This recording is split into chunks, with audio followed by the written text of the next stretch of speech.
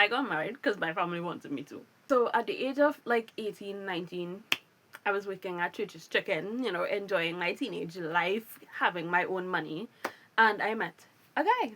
We started talking, we went out liming, all the things, and decided to be boyfriend, girlfriend.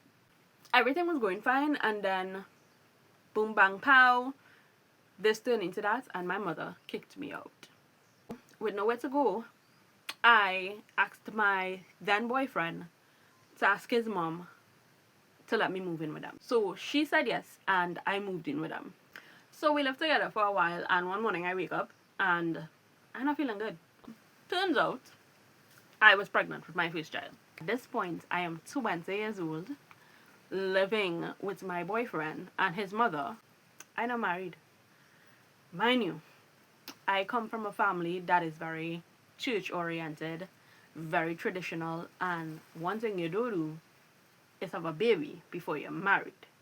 I'm already breaking the rules and living with this man, and I'm not married. So I tried to hide my pregnancy for a while. I remember seeing one of my aunts in Port of Spain, and she was like, "Why you look so pale? Are you okay?" And I've always been a very, very skinny teenager.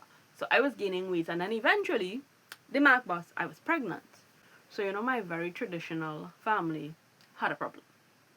Anytime I would see anybody in my family, especially the older ones that was going to church and married, obviously the questions would always be, when are you getting married? When is he going to propose? You're planning a date for the wedding? And I was like,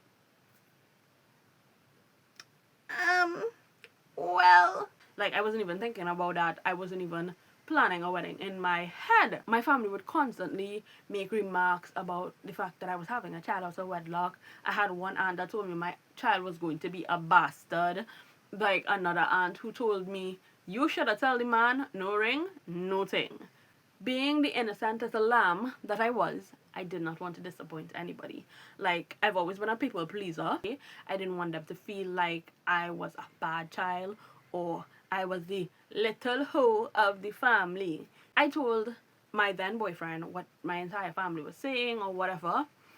I don't know if he did it because I spoke to him about it, but he proposed and I said yes. I felt like I was letting my family down if I didn't. I listened to my family with, oh, get married, this, and it too. We got married and it wasn't fun. Even my wedding day was a disaster. Everything from my wedding day up till the point that I got divorced and even beyond was a disaster.